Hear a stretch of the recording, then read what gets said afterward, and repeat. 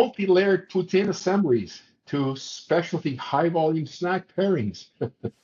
Canadian sports venues are overhauling their concession menus, Gary. It is a clear business strategy to turn routine arena food into a high margin premium asset. And man, oh man, some of the offerings that I came across while doing a little bit of research on this, out of this world as to What happened to the ballpark shrink with the ketchup packet that you put on? exactly. And you pay what? 25 or 50 cents and maybe another 50 cents for a can of soda or whatever. So, Yeah, gone are those days.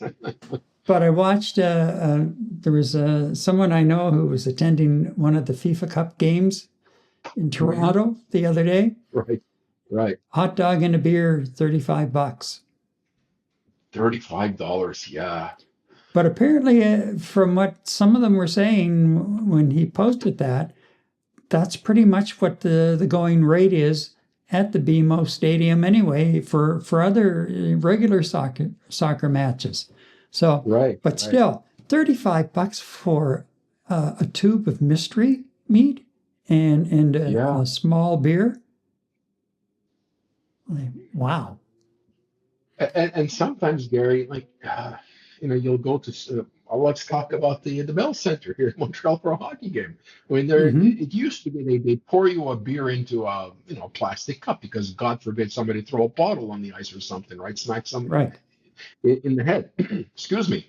They would actually pour. I remember they would pour out a bottle of beer into your cup, give you your cup, and the beer bottle wasn't even emptied. And then second cup. It was unbelievable. You didn't pay for a full beer, and it used to cost you like $12. I don't know what it is. It's been a while since I've been to a hockey game at the Bell Center, but I was like, what is it, Gary? Is it supply and demand?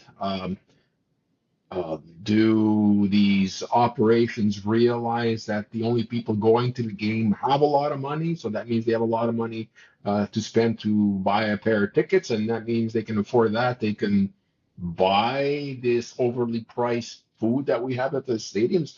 I don't know, Gary. It's ridiculous. I mean, it gets to a point that we'll go see a soccer game or whatnot, and it's getting to a point that you'd love to have that beer, but are you really that thirsty? You're going to spend $20 for a beer, you know, Exactly. or you have dad going with his two little kids and they're saying, I want popcorn, I want popcorn, I want a drink, I want a drink. And all of a sudden, your $100 day with the two kiddies ends up being $200 because the prices are so outrageous. Oh, Well, wow. yeah. And that's just the way it's going. And the way that they're doing this, they're jacking up the prices because it's, they're calling it a premium product. And of course, Mhm. what they're really pushing for, and it's becoming a real push, and that is getting people to take pictures of these crazy concoctions that they come up with and post them on Instagram and other social media platforms. So they're getting all of that promotion. And of course, what happens once it's posted, everybody has to try it. Yeah, yeah. Away you go. And with their profit margin on these things, like they start selling it, they're laughing all the way to the bank. Meanwhile, Mhm. you're either running out after the third inning or after the second period and probably vomiting because of some of the stuff that you just put into yourself. But Gary, some of the things that you actually see at some of these venues. They must have a five-star chef in the back preparing some of this food with some of the things they're coming up with, especially at the more higher end areas of the venue. It's just incredible what they're putting together and selling, and it's almost like you have your own food truck chef in the back coming up with something different every week in some cases. Well, It's just, exactly. and yeah, it's crazy, crazy. Well, let's take a little trip. I went to a Oh, okay. couple of web pages, and just to have a quick look at some of the menus and what they're doing. So the first one is BC Place, and so they list, you know, very few things, but they talk about their approach and the Hmm. highlight of culture cuisines. Okay. So one of those culture cuisines is introducing the Beast Burger. 6 freshly made patties nestled inside a homemade sesame seed bun. The Beast Burger turns the party up and is a perfect, well, shareable for friends and families. 6 patties.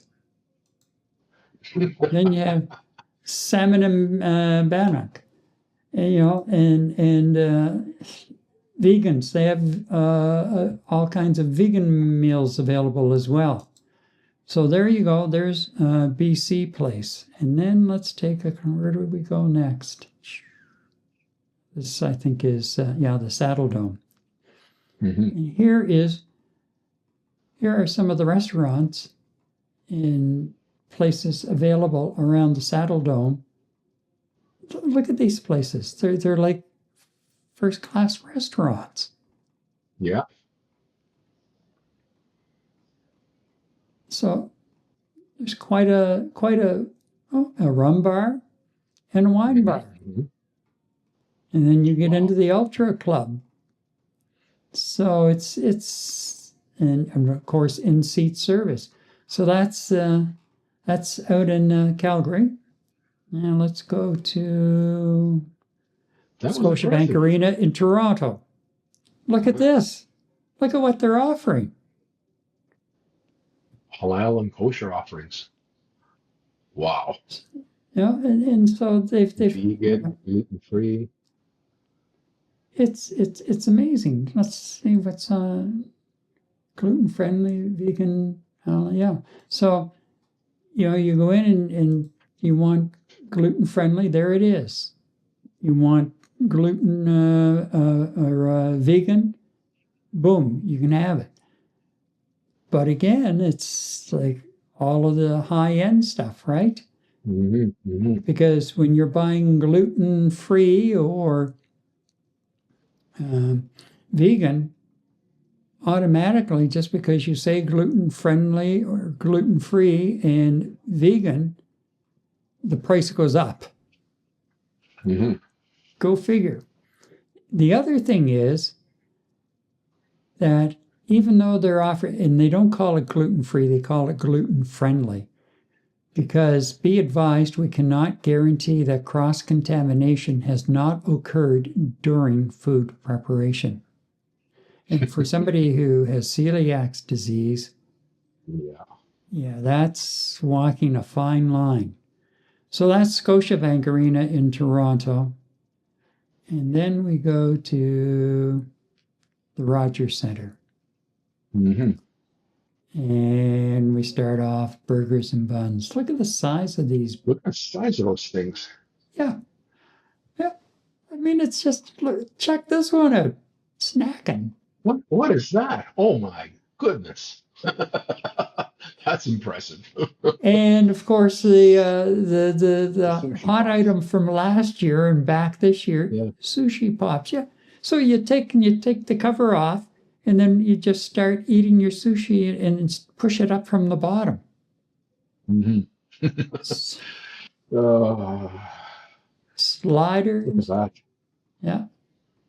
It's just pretty much anything you can think of. And then they have some premium dining rooms as well. Dining rooms. Right. This is the concession stands, but then they have some dining rooms and pubs as well. So it's just unbelievable, and the prices reflect it. The prices are Oh, unbelievable. yeah. Yeah. And you kind of look, and this all looks great. Like I said, there must be some chef in the back working up these concoctions. But Gary, at the end of the day, A, they wouldn't be creating this type of food. B, if they weren't if there weren't customers willing to shell out that kind of cash. So obviously, the people that go to these professional venues are willing to cough up that kind of cash in order to have the entire end-to-end experience. Um, I mean, I can't see a family of four going out once a month to do something like this. That would be expensive to it would be incredibly expensive to do. So what does that basically do? You know, hoping to have clientele that have a lot of liquid cash and they don't care. They just want the overall end-to-end experience. Like you were saying, hey, everybody look at me. I'm eating a big hamburger and get that promoted all across social media. And I don't know. I mean, personally, I don't venture to professional sports venues as much as I used to anymore. I used to be a season ticket holder for the Montreal Alouettes, but that's a whole different show. I don't do that anymore. But yeah, the I would want to go see a football game, and you know what? Need to get something to eat. Now either I do one of two things. I'll stop on the way there at a hot dog place and spend $6 for a hot dog and fry meal, or I'll go to the stadium and spend $25 for the same thing.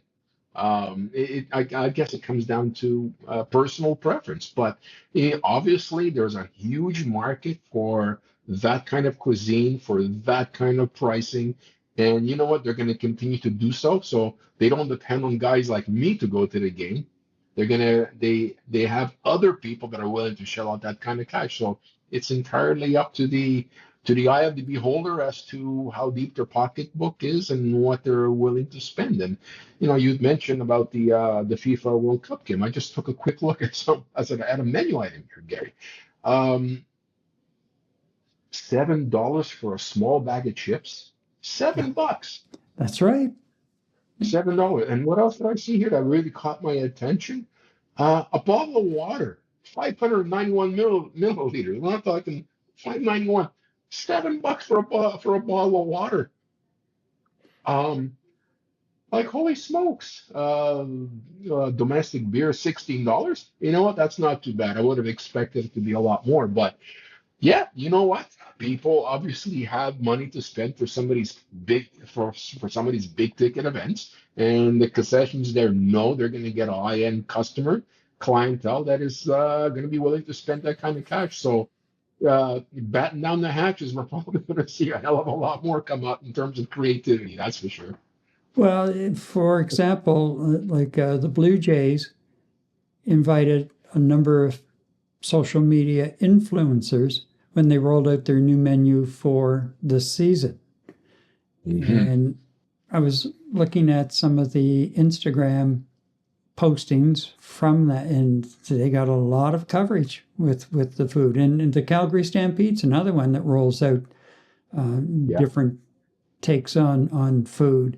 The CNE in Toronto in late August, and even the Pacific National Exhibition Oh, in Vancouver. yeah, neat. Yep.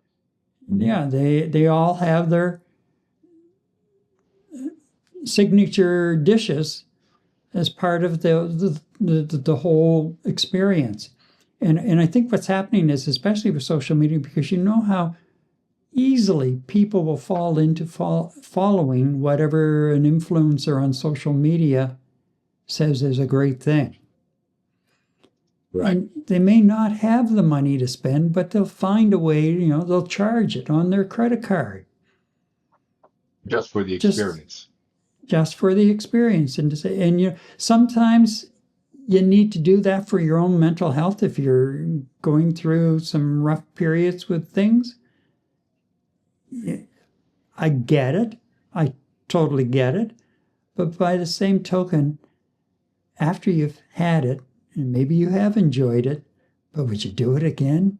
I doubt it, Yeah. but I could Well, be Gary, wrong.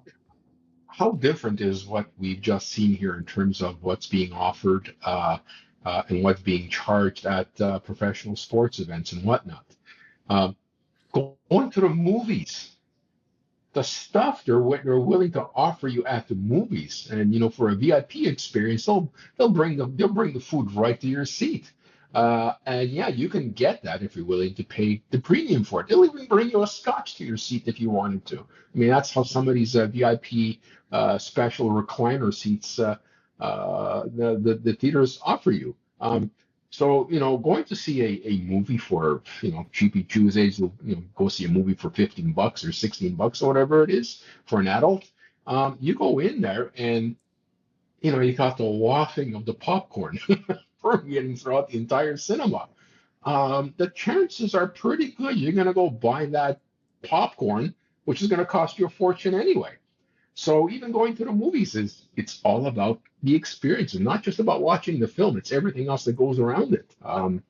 So yeah, I guess that's the entertainment industry. What people are willing to shell out, and how much they're willing to take out of their wallets.